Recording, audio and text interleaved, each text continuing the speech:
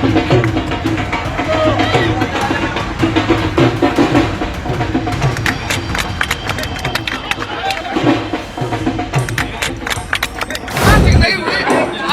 हमारे राष्ट्रीय जनता दल ने हमें टिकट दिया है तो हमें हमारे प्रतिद्वंदी ने हमें फंसाकर और हमें जेल विदा करा रहे हैं।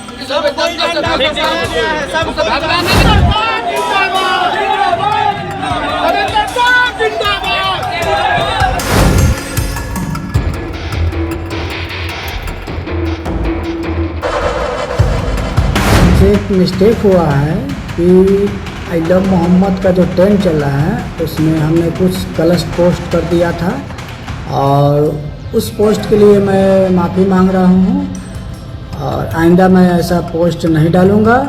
बिहार पुलिस से विनती है। बिहार में चुनाव की बयार है लेकिन बीजेपी के नेताओं पर जूतों की बौछार है। ये शब्द हम इसलिए प्रयोग कर रहे हैं क्योंकि बिहार में भारतीय जनता पार्टी के नेता जब प्रचार के लिए उतर रहे हैं या तो उन्हें भगाया जा रहा है या उनका ऐसा सम्मान के नाम पर अपमान किया जा रहा है कि वो देखते ही बनता है। अब बिहार से एक तस्वीर और वायरल हुई है जिसमें बताया जा रहा है कि भारतीय जनता पार्टी के एक प्रत्याशी को जूतों की माला पहनाई गई है। उस पर हम बातचीत करेंगे कि आखिर वो कौन है जिनको जूतों की माला पहनाई गई और क्यों जनता में इतना रोष व्याप्त है। साथ ही साथ हम बात करेंगे कि भारतीय जनता पार्टी और जेडीयू इतनी डरी हुई है कि आरजेडी के प्रत्याशियों के पुराने मामले को खंगाल रही है और नामांकन से पहले उनकी गिरफ्तारी करा रही है। कहां का ये पूरा मामला, कौन आरजेडी प्रत्याशी, ये भी हम आपको बताएंगे। साथ ही साथ हम बताएंगे कैसे भारतीय जनता पार्टी की सभा में और नीतीश कुमार के सभा में नीतीश कुमार के जो कार्यालय है उसके बाहर कैसे नोट बांटे जा रहे हैं, यानी भीड़ बुलाने के लिए किस तरीके की चीज़ें की जा रही, वो भी वीडियो वायरल हो रहा है, उस पर भी चर्चा करेंगे। साथ ही साथ हम आपको बताएंगे कि देश में कैसे मुसलमानों के प्रति नफरत फैलाने का जो काम आई लव मोहम्मद के खिलाफ किया जा रहा था उस पर एक जो अपने आप को नफरती चिंटू कहता है या फिर कह सकते हो उसको इसी नाम से नवाजा जाएगा, वो किस तरीके की हरकतें करा तो उसके बाद कैसे रो रहा है, ये भी हम आपको दिखाएंगे। नमस्कार, आपके साथ मैं हूं आदित्य कुमार और आप देख रहे हैं the live TV. The live TV, सच सबसे आगे। सबसे पहली बात बिहार की, क्योंकि बिहार में चुनाव है और चुनावी मौसम में जो अलग तरीके का मौसम दिखाई दे रहा है वो भारतीय जनता पार्टी के लिए दिखाई दे रहा है। भारतीय जनता पार्टी के प्रत्याशियों से इतनी नाराजगी लोगों को समझ में आ रही है कि वो सीधे सीधे या तो अपमान करके भगा दे रहे हैं या फिर अपमान के नाम पर जूतों की माला पहना रहे हैं।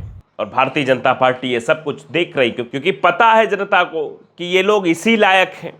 पूरे साल भर 5 साल काम नहीं करेंगे, बस उल्टी सीधी राजनीति करेंगे, 12,000 ट्रेन चलाने के नाम पर लोगों को गुमराह करेंगे और फिर आम जनता जब सोचेगी इस उम्मीद के इस बार त्यौहार में आराम से चले जाएंगे तो कुछ मिलता ही नहीं है। तो इसीलिए जनता के मन में गुस्सा व्याप्त है और वही गुस्सा जो है वो साफ तौर पर दिखाई दे रहा है। जरा वीडियो हम आपको दिखाना चाहेंगे, देर न करते हुए इस वीडियो को देखिए आप और अंदाजा लगाइए।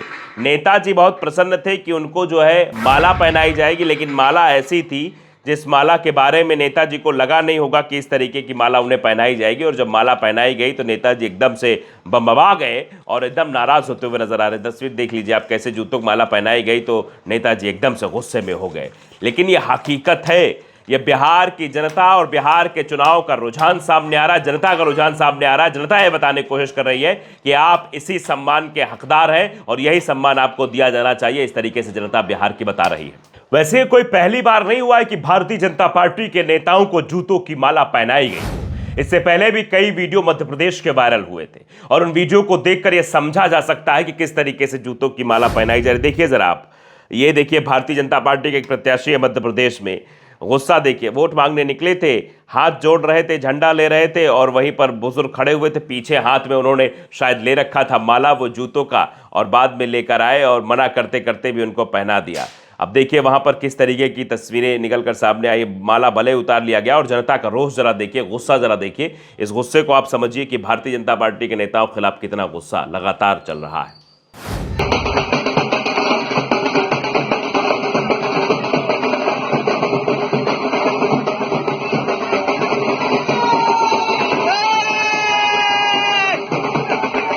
देख लिया आपने, नगाड़ा बजाया तेज जा रहा था ताकि दादाजी के गुस्से को दबाया जा सके, उनके गुस्से की जो बात थी उसको थोड़ा सा नॉर्मलाइज किया जा सके, ताकि वो मीडिया में ना आ जाए कि दादाजी ने जूतों की माला के साथ साथ और क्या कहा।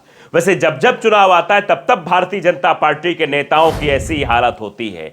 आपने कुटम कुटाई देख ली, आपने भागम भगाई देख ली, आपने जूतों के माला का सम्मान भी देख लिया। यही भारतीय जनता पार्टी का असली चाल चरित्र है। और जब असली चाल चरित्र जनता के सामने आता है, जनता गुस्सा इसी तरीके से निकल कर भी सामने आता है, तो आप समझिए कि भारतीय जनता पार्टी की हैसियत इस वक्त बिहार में और या फिर अन्य राज्यों में किस तरीके से हो रही है। और अब देखिए जरा कि भारतीय जनता पार्टी और उसकी बौखलाहट। वैसे बहुत बार ये नारे लगे हैं कि मोदी जब जब डरता है पुलिस को आगे करता है, योगी जब जब डरता है पुलिस को आगे करता है, इस तरह कई नारे आपने तमाम चुनावों के दरमियान सुने होंगे। लेकिन अब जो है बिहार में भी शायद यही दिखाई दे रहा है। बिहार में अपनी हार की बौखलाहट जो है उससे परेशान भारतीय जनता पार्टी अब प्रत्याशियों को गिरफ्तार करवाने का काम करे। आरजेडी प्रत्याशी का नामांकन के तुरंत बाद गिरफ्तार होना इस बात को दर्शाता है कि डर और भय क्या चीज होती है। चुनाव हारने का साफ डर दिखाई दे रहा है, नहीं तो इस तरीके से शायद गिरफ्तारी तो ना ही कराई जाती।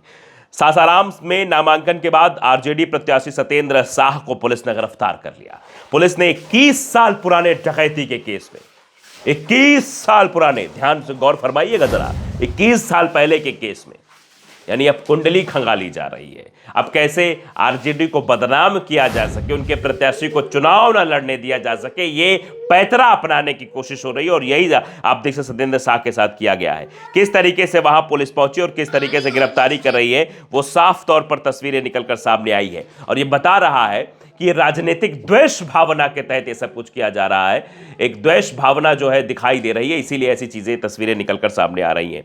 आप देखिए वो तस्वीरें भी सामने आई हैं, किस तरीके से जेल में डालने, गिरफ्तार करने की कोशिश, जैसे ही वो बाहर निकलते हैं नामांकन करके तुरंत ही वहां पुलिस लग जाती है और गिरफ्तार किया जा रहा है। देखिए तस्वीरें, आप देखिए स्क्रीन पर आपके। नहीं हुई। आज हमारे राष्ट्रीय जनता दल ने हमें टिकट दिया है, तो हमें हमारे प्रतिद्वंदी ने हमें फंसाकर और हमें जेल विदा करा रहे हैं। इसमें जनता से घबराना नहीं है।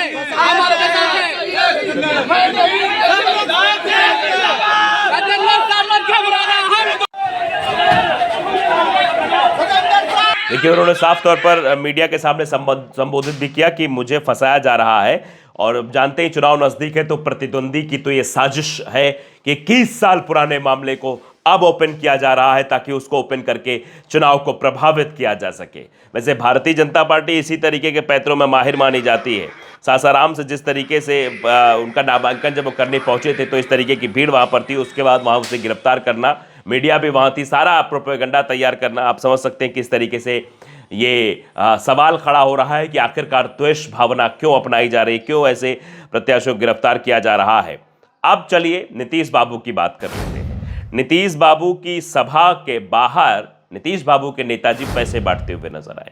भीड़ तो आ नहीं रही है, भीड़ तो भारतीय जनता पार्टी और जेडीयू के प्रत्याशियों को देखते हुए, उनके नेताओं को देखते हुए भगाने का काम कर रही है। आरजेडी के प्रत्याशियों की जीत सुनिश्चित हो रही है तो उन पर पुराने केस खोले जा रहे, 21 साल पुराने केस में उन्हें गिरफ्तार किया जा रहा है। इनकी सभा में लोग नहीं आ रहे तो पैसे बांटना पड़ रहा है कि कैसे भी पैसे बांटकर हम अपनी सभा में लोगों को बुला सकें। आप जरा तस्वीर देखिए किस तरीके से नीतीश कुमार की सभा में ये देखिए नोट बांटा जा रहा है। समझ रहे हैं आप, मतलब उनकी सभा में लोग नहीं पहुंच रहे तो नोट बांटकर सभा में बुलाने का काम किया जा रहा है। जरा तस्वीर आप देख लीजिए, स्क्रीन पर आप देखिए। जनता का सुंदर राज नाम का एक यूजर है, वो फेसबुक उन्होंने शेयर किया है, जेडीयू वालों कुछ भी कर लो वापस सरकार में नहीं आ पाओगे।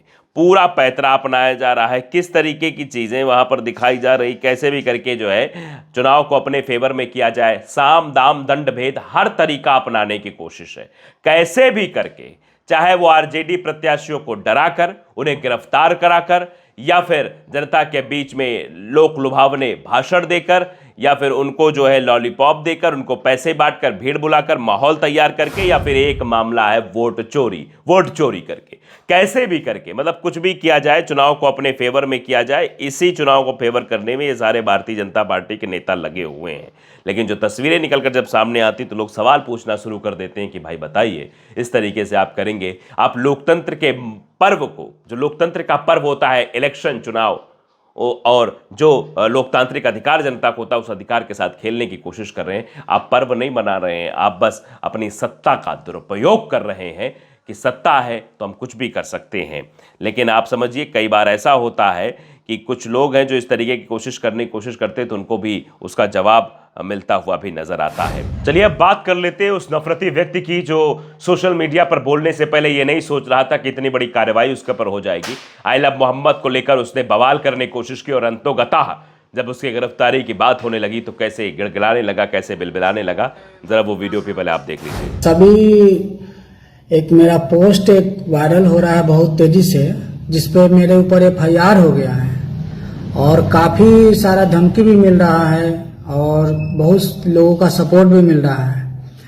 उसमें हमसे एक मिस्टेक हुआ है कि आई लव मोहम्मद का जो ट्रेंड चल रहा है उसमें हमने कुछ गलत पोस्ट कर दिया था और उस पोस्ट के लिए मैं माफ़ी मांग रहा हूँ और आइंदा मैं ऐसा पोस्ट नहीं डालूंगा। बिहार पुलिस से विनती है। सुन रहे हैं, गिड़गिड़ाना शुरू हो गया है कि आंदा ऐसी पोस्ट नहीं डालूंगा, आई लव मोहम्मद के नाम पे मैंने गलत पोस्ट कर दिया था और मैं माफ़ी मांगता हूं। जब आपको ये पता है कि आप गलत कर रहे हैं तो आखिरकार किसके बहकावे में आ जा रहे हैं?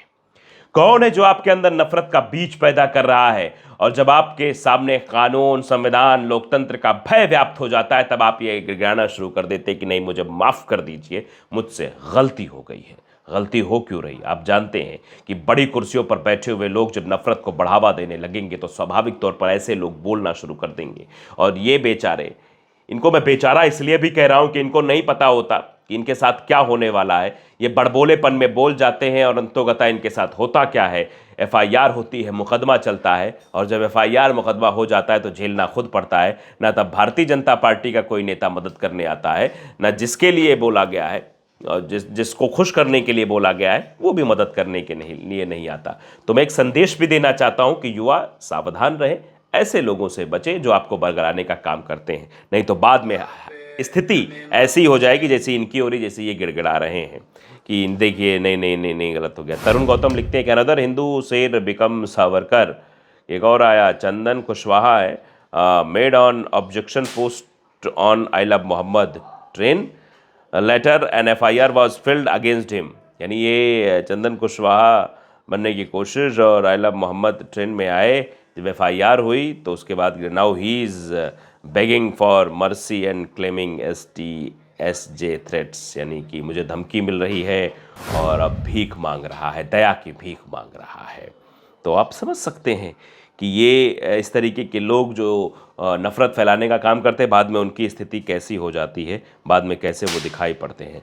वैसे लगातार जो है गोदी मीडिया की बैंड बजाने का काम कर रहे हैं। ज़रा मैं तस्वीर दिखाना चाहता हूं आपको और वीडियो भी दिखाना चाहता हूं कि देखिए आप कैसे पीके लगातार जो है वो बैंड बजाने का काम कर रहे हैं गोदी मीडिया की। जरा सुनिए आप। बार बार आप लोग आहत क्यों होते हैं?